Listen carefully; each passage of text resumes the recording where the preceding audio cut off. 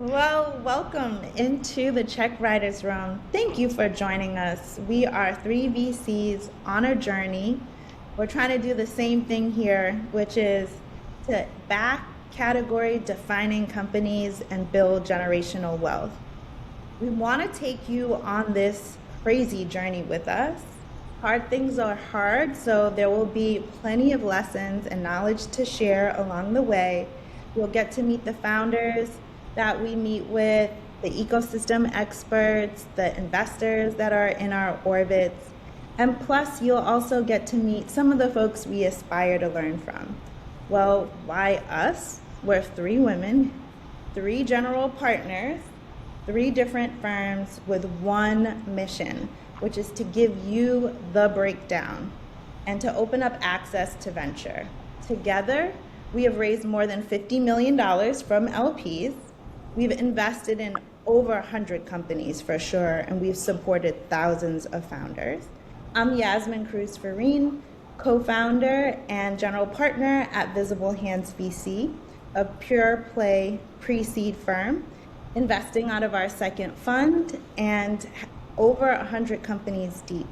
There's plenty of VC podcasts, but among all the noise, there is a new voice that is still needed. So here we are. And with that, I'll kick it over to you, Shalonda. Hey everyone, I'm Shalonda Armstrong, managing partner of 100KM Ventures. We're an early stage venture capital firm based in Washington, D.C., and we invest in two verticals, the digital or future of work and the future of health. And among these ladies, I'm the operator turned VC. So started my career off in tech, angel investor turned GP. And so I'm excited to break down everything from check sizes to valuations to the actual operations to actually go from early stage to growth capital. So I love it. Over to you, Sydney. Hi everyone, my name is Sydney Thomas. I'm the founding general partner of Symphonic Capital. We invest in companies that are closing access gaps around health, wealth, and climate. The only reason why I'm doing this podcast is to hang out with my friends. And talk actually about stuff that we talk about on the phone. So you guys are getting access to information that we share with each other pretty frequently and are just excited about democratizing that access and making sure that you get access to that information as well. Because, when I started in this business about 10 years ago, it was through a cold email. I emailed somebody, they opened up a door, that led to another door and another door and another door. And I think as this industry continues to grow, there's fewer of those folks who are willing to take those chances on folks who don't have a track record. And so we hope that this can be a part of your learning journey, and we're looking forward to seeing you every couple of weeks. Love it. All right. So, ladies, you know me, I always have a hot take. Yes. Give it to us. All right. So, it's 2026. We've been in this macro environment for a while. And I think that, we just have to finally just say it out loud. These bridge rounds are bridges to nowhere. Or, a bridge round was something that wasn't standard. And I think founders are starting to believe that bridge rounds are becoming the new standard. And I know, we look at the Carta data, Q2 of 2025, bridge rounds are up 16%, right? And we're seeing more and more of these bridge rounds, especially at earlier stages. But are these bridge rounds actually unlocking new revenue? Are they for a pivot, or are we just extending runway, but it's really a bridge to nowhere? Yeah, so actually, you're right, Shalonda. Early stage investors, we know that it's a very different reality at Series C than especially what I'm seeing at pre-seed. Mm-hmm. And most of the data doesn't even break down or delineate pre-seed or seed. It's just all bunched into seed. So it's really difficult to have a view. But ultimately, if you think about it by rounds, bridge rounds are more prevalent at seed to Series A than they are at Series C. So that means while bridge rounds are going up across the whole industry, they're actually more prevalent for early stage investors. Now, and the other thing, like this was the T for me, which is that graduation rate has shifted in the last year. And I think this is why there are more bridge rounds. Graduation rate went from seed to Series A from about 35 to 50%, Yeah. depending on who you asked for historical probability, to in 2025 to 15%.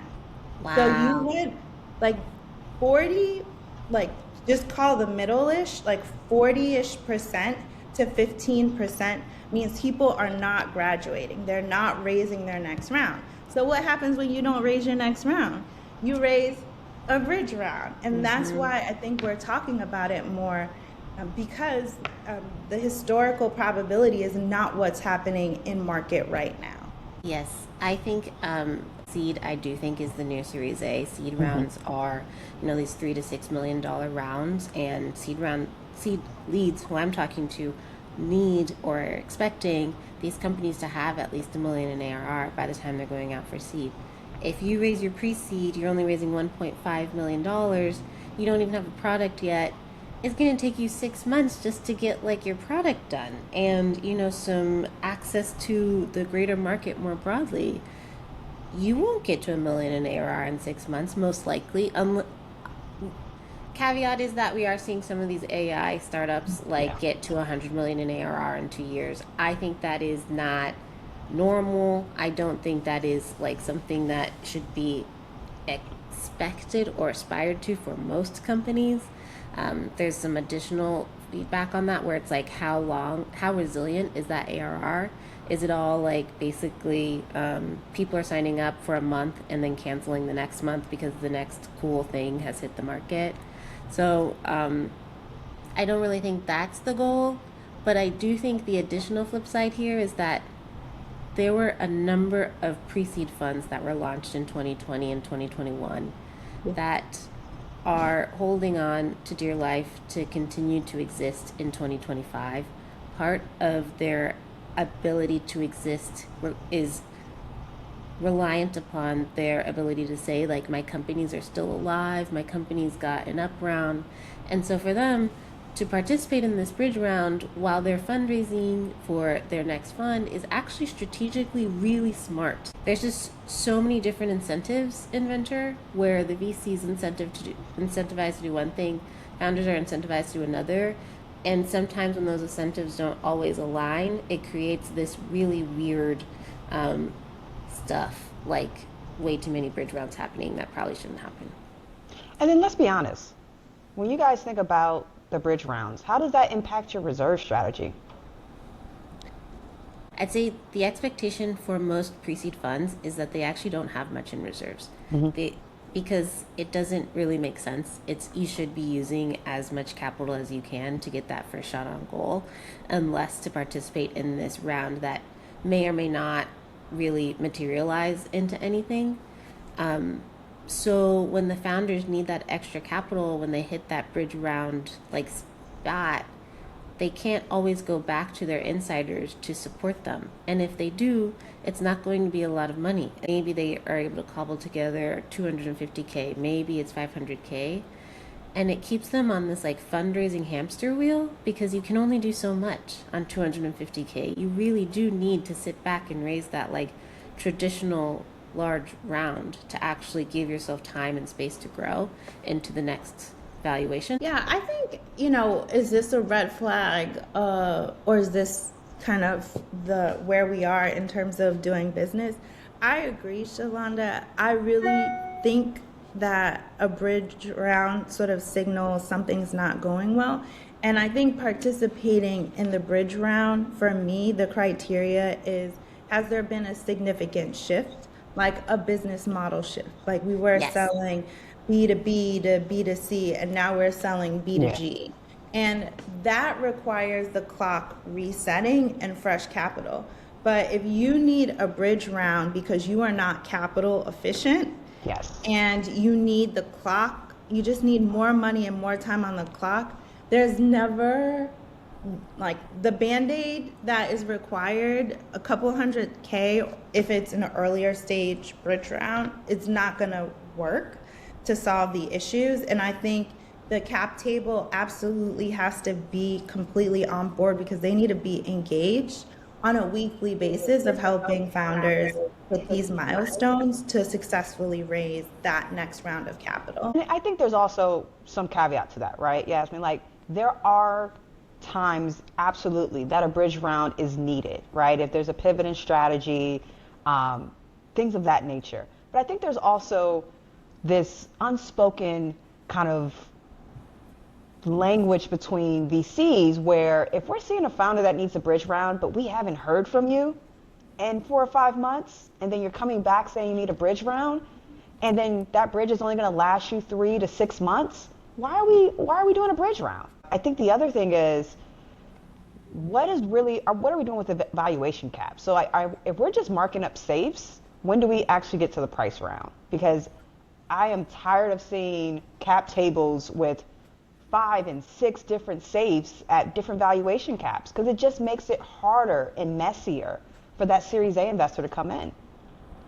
I think completely agree. And we are in such a fundamental reset in early stage venture right now because, I'd say 6, 7 years ago when the safe was created, it was amazing. Everyone was so excited because it then decreases the cost of actually getting a round done. These founders and investors don't have to pay these lawyers like tens of thousands of dollars to just get a deal done.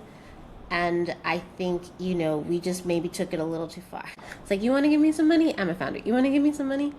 Cool. I can mark up this safe like literally in 5 seconds. Like I just go to YC safe, whatever that website is, .com, and I'll have it to you in a minute. And you will wire me then 50K, 150K, 250K, and we're done. You don't have to report out how many of those safes you've raised across which different price point until that Series A or that priced round. Like it is just so easy for founders. It's almost like too easy. I encourage all the founders really understand how the safe note works and how it converts, because it's not always in your favor when it actually converts to a price round. And I think that's what gets lost in the details with a lot of these safes. Well, I think focusing on specifically a takeaway is the dilution part of it, and at bridge rounds, the dilution kind of is more, I would say, in the favor of the founder than kind of, giving up ownership in a full round. But I think the point here, like, what are the takeaways? Like, what should founders listening to this take away from this? Like, I think a big one is be capital efficient, right? So you can plan to stand on your own for longer and not need a bridge until you're ready for that true next step up. Yeah, I would say, the takeaway I would tell founders is make sure you're communicating with your investors way before you need to raise that bridge. And also be able to tie the use of funds for that bridge of what is it going to unlock revenue-wise or milestones to get you to the next full funding round. And if you can't fully articulate that, then reconsider if you really need to do this bridge round. Yep. My takeaway is one of the expectations that we have as early stage investors is that many companies will fail.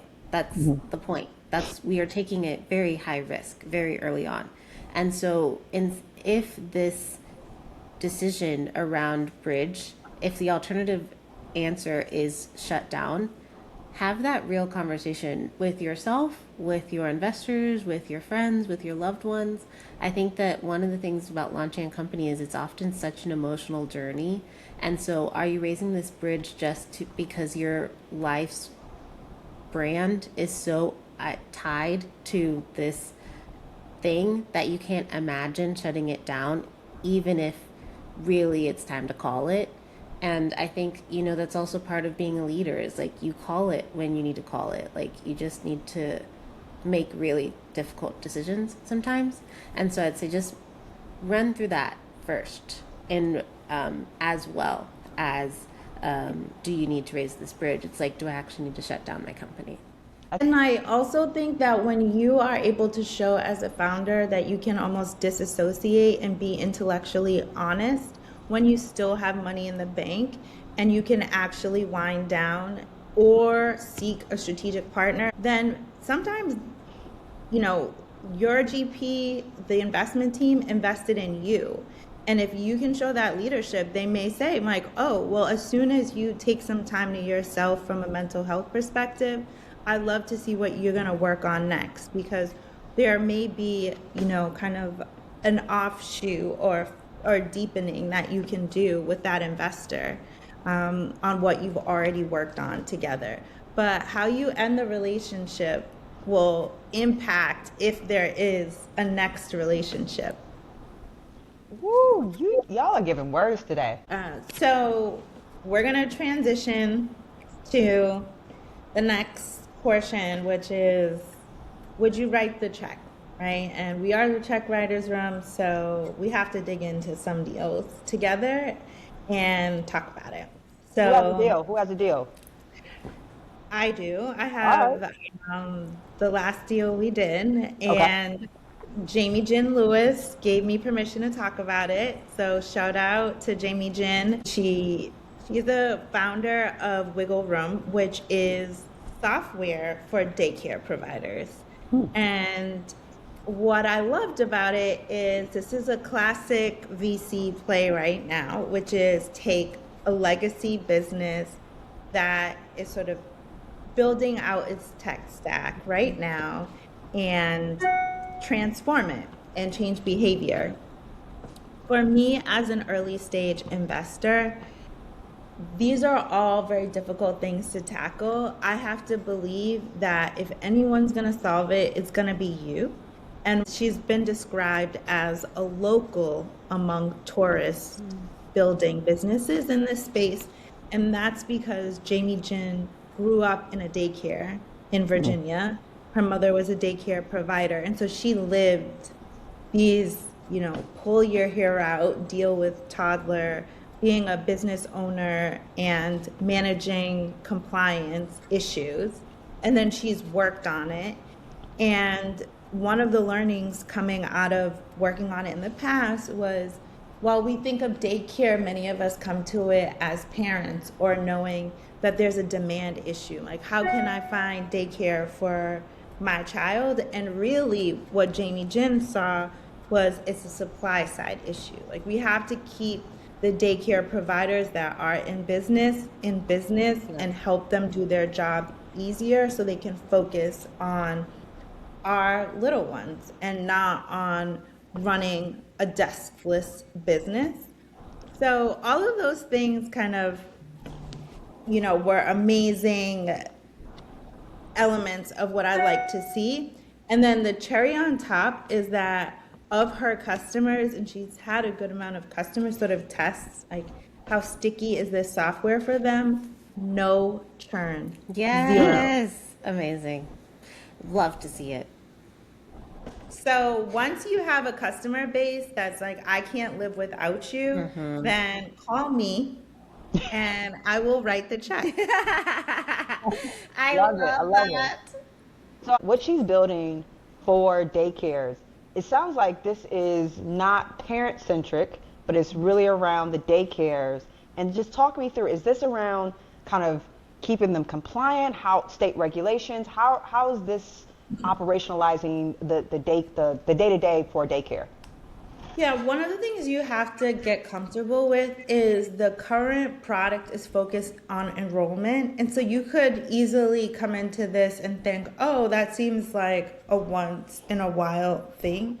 But actually, your roster of who's enrolled these children impacts your compliance. So it's something that these daycare providers need at all time because when a health inspector comes, which happens, you know, on a certain cadence, there needs to be certain ratios of staff to the children that are in the daycare. So this ratio and other elements that you're tracking right now are the key products.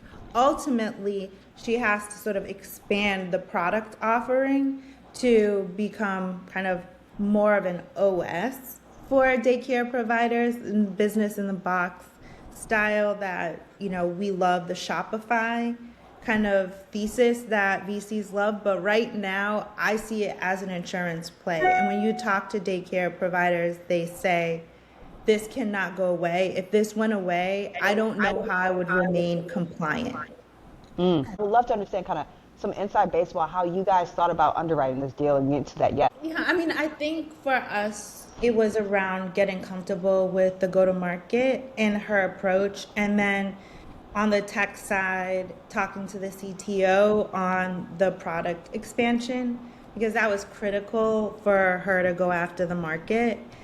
So that's kind of how we oriented how we underwrite it. I mean, one thing I'll just add is at Visible Hands, we actually do a Series A readiness and look at the metrics to Series A, even though we're pre-seed, because we want to make sure that your trajectory, and that, founders love to have very ambitious financial models that, like, when you say you're going from, call it 100 customers to 2,000, like, what actually happens? Are you moving to additional states?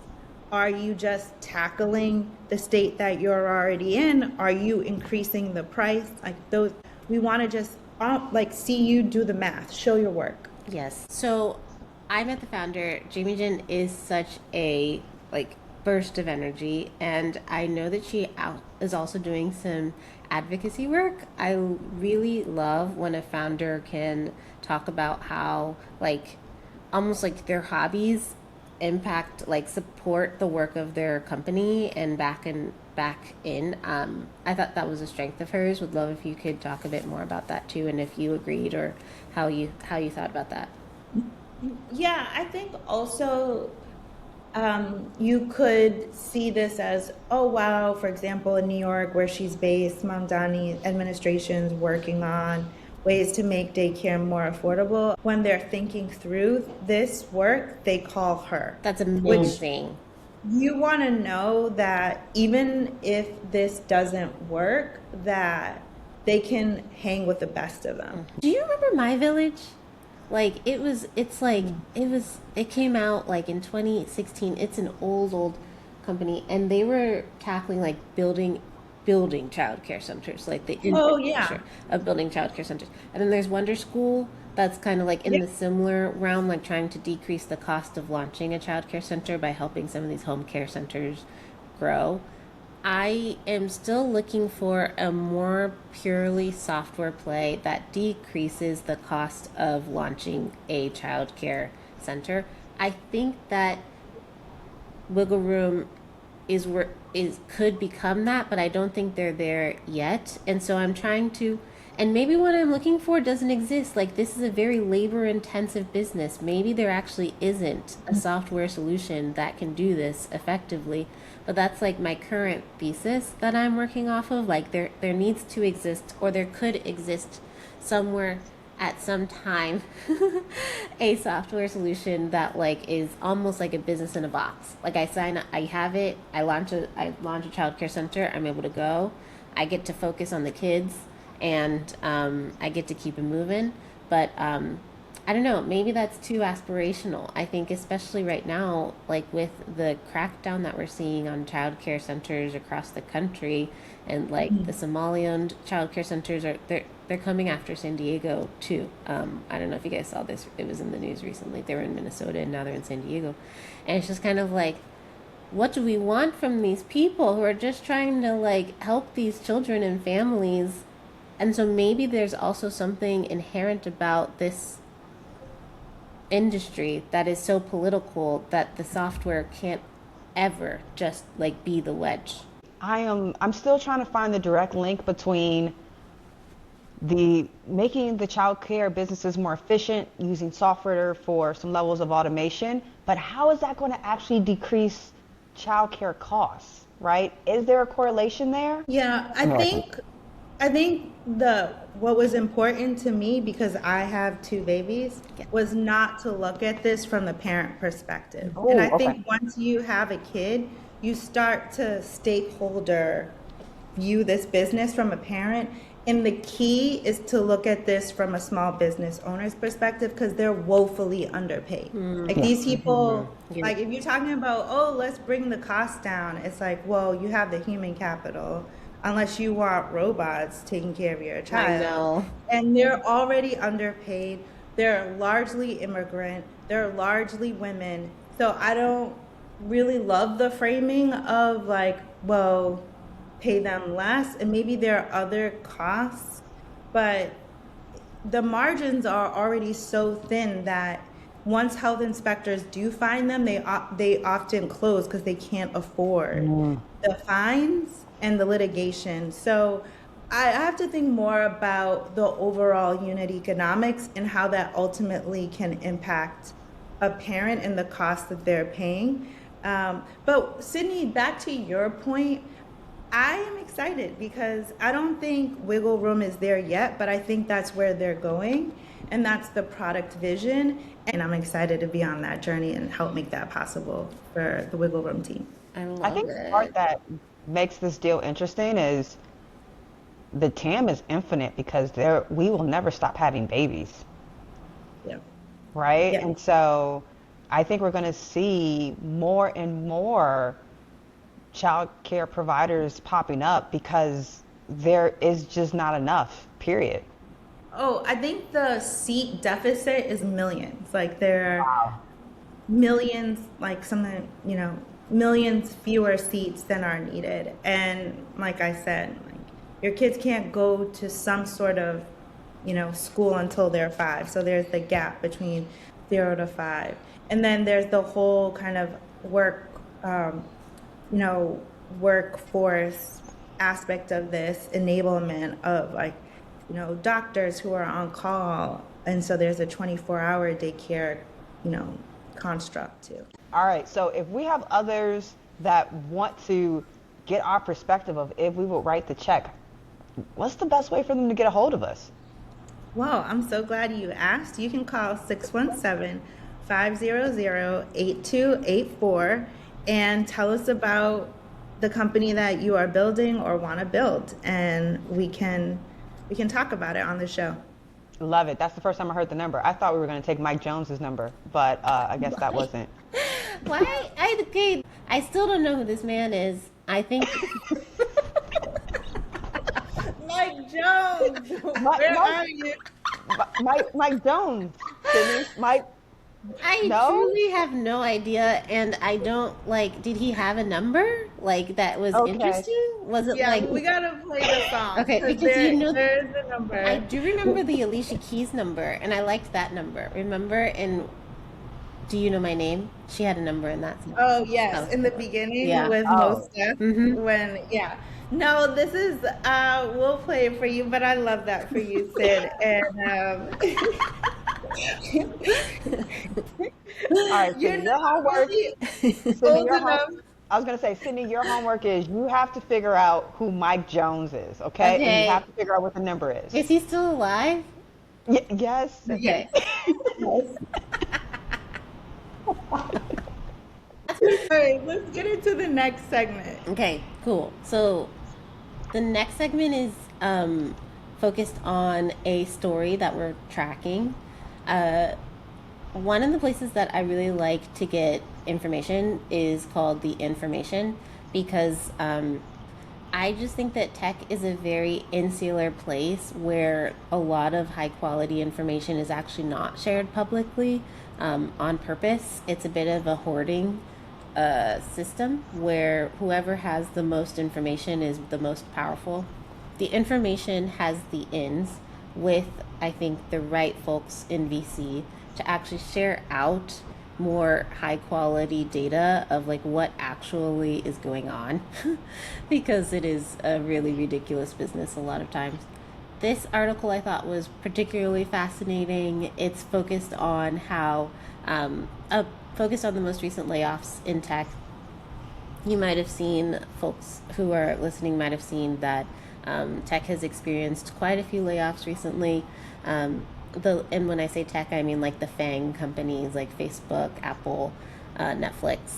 And their analysis was actually that every time these mass layoffs happen, the roles get filled again, but they're in different seats.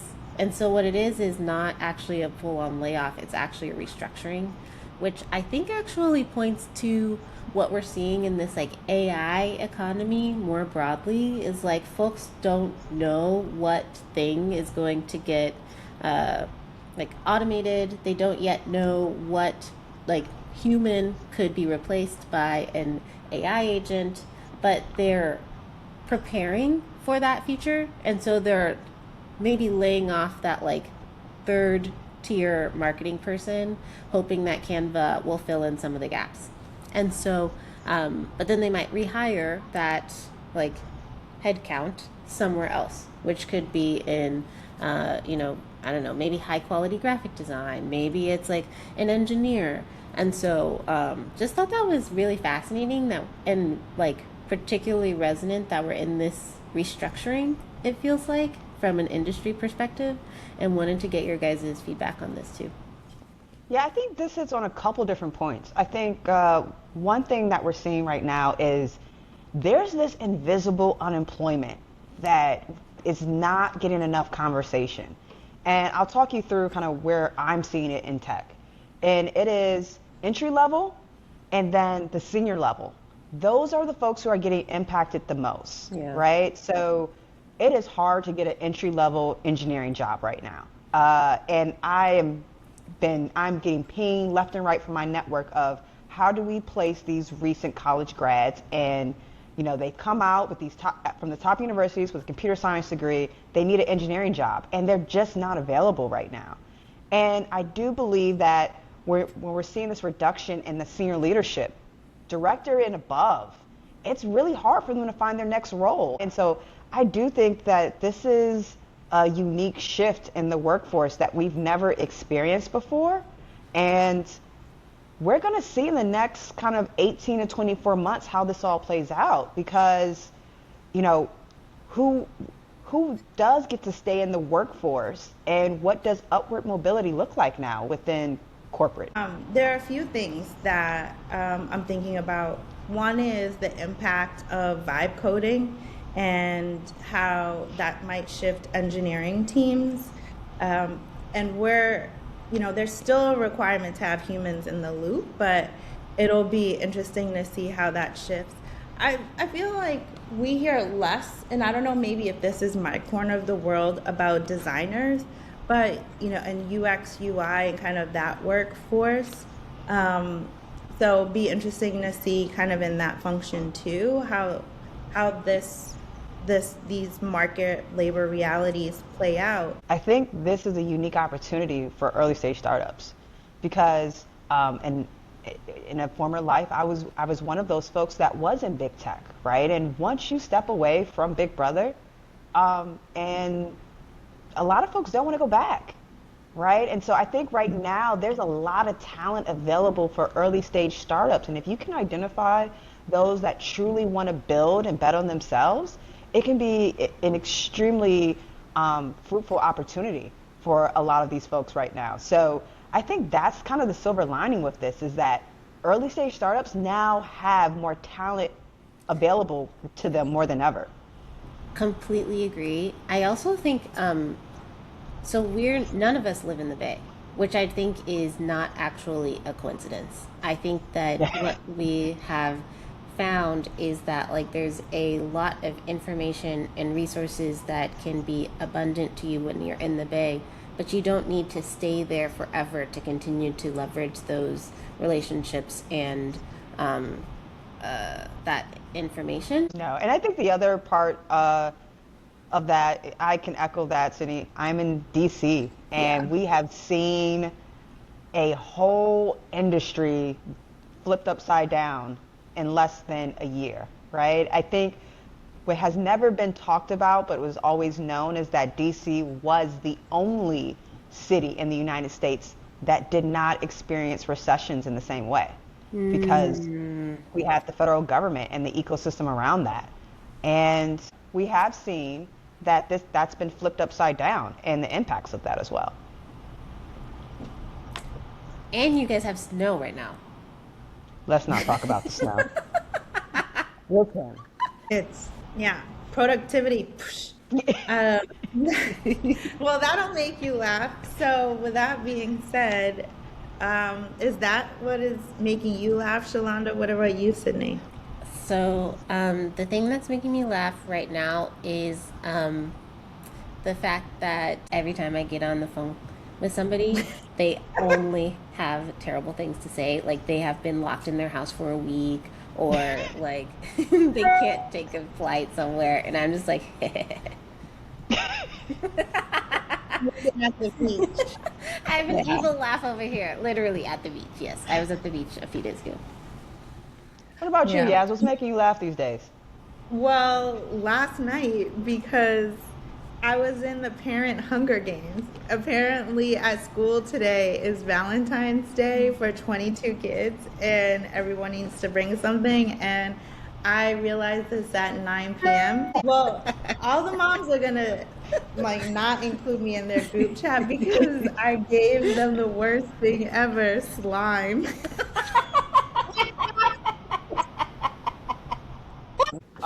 And I think the last thing, thing that's making me laugh right now is our reaction to Bad Bunny's performance for the Super Bowl.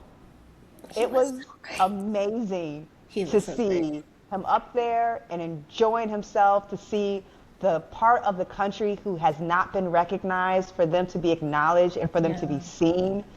And people's reaction to that. And this is across the board. We listen to reggaeton. We listen to Afro beats. You can't Yes. say that you didn't feel not one drum when he was up there performing. It was so So beautiful. that's what's making me laugh this week. And you know who's gonna have the last laugh? Roger Goodell, when he increases his viewership and he can have a meteorite contract that he was gonna sell, like increase because he's got a whole new fan base. So I love it. 100. 100. Guys, this was so much fun. this was, but before we go, we want the audience to participate on a future episode. So drop us your burning questions or drop us your company or company idea. Ask us anything. Preferably leave a voicemail so we can play it here. You can text us to this number. It's 617-500-8284, 617, shout out Boston, where I'm from, 500-8284. Love it. And it'll be in the show notes too. But it's been real. Until next time, ladies. All right. Good Soon. chatting with you guys, ladies. Good Take job. care. And that's the Check Writers Room. Special thanks to Natalia Skoko for editing. Subscribe to our newsletter and view show notes at checkwritersroom.com. Leave us a review wherever you are listening.